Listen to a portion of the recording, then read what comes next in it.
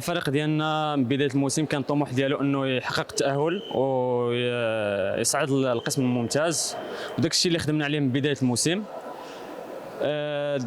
داك الشيء اللي ساهم فيه جميع اللاعبين، المدرب اللي كان في الصفوف ديالنا السي الحسن السرار، نقدم له تحيه من هذا المنبر، اللي ساهم في بناء الفريق وانتقل الى فريق نهضه الزمامره الممارس في البطوله الوطنيه. بالنسبه للتركيبه البشريه للفريق، هي كما نقولوا خليط من الخبره والشباب، حيث ان الدراري تقريبا 70% اكثر من 70% اقل من 23 سنه، وهما جميعا بني درار.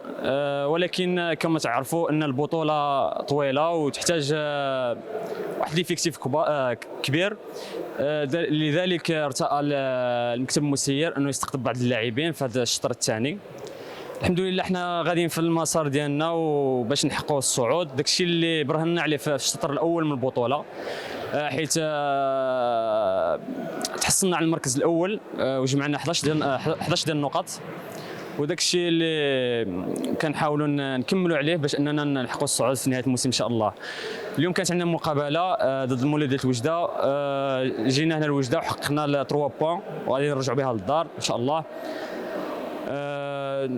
من هذا المنبر نقدم الشكر للمكتب المسير بجميع الافراد ديالو، نقدم الشكر للسي فيصل الصالحي اللي جانا في هذا الشطر الثاني من البطوله من فريق وداد الوجدي، وكنشكر اللاعبين كاملين الجدد والقدماء، وكنشكر الجماهير البني دراريه اللي حجت المقابله وديما كتساندنا، وكنوجه لها واحد التحيه انها تزيد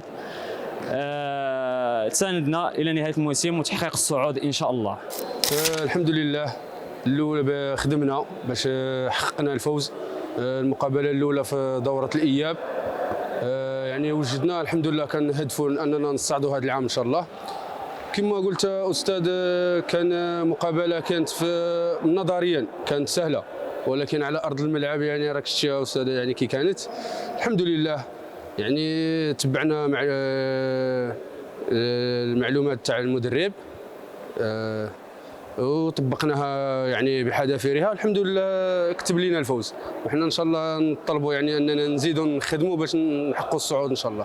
الحمد لله اليوم كانت عندنا مقابله قويه، كانت ضد خصم عنيد اللي هو فريق المولود ديال الوجديه، والحمد لله توفقوا الدراري ديالنا وربحوا المقابله، ربحنا ب6-4، وهذا شرف لينا وشرف البني درار انه تكون عندنا واحد الفريق فيه طاقات شابه وفعاليات شابه واطر تقنيه شابه، فريق اللي ان شاء الله غادي يقول الكلمه ديالو، والحمد لله احنا رحنا متصدرين حاليا، ونتمنى ان شاء الله التوفيق.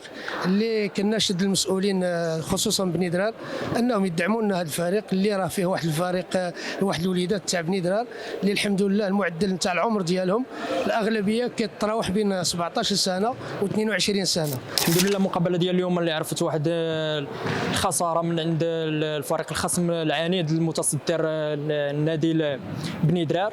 الحمد لله مقابله اللي عرفت واحد الجاهزيه من الفريقين، مقابله اللي جراوها اللاعبين بالروح القتاليه. كنشكروا السي سعيد عوينه كذلك على الثقه اللي وضع في الدراري. الحمد لله مقابله اللي عرفت واحد الاهداف كثيره، عرفت واحد طموح كبير بين اللاعبين. الحمد لله قدر الله ما شاء فعل، نتمنوا الخير ان شاء الله من هنا لقدام، وان شاء الله يلتحقوا بنا كذلك اللاعبين الجدد اللي باش يعطيو واحد الاضافه واحد اللمسه للفريق ان شاء الله باذن الله تعالى.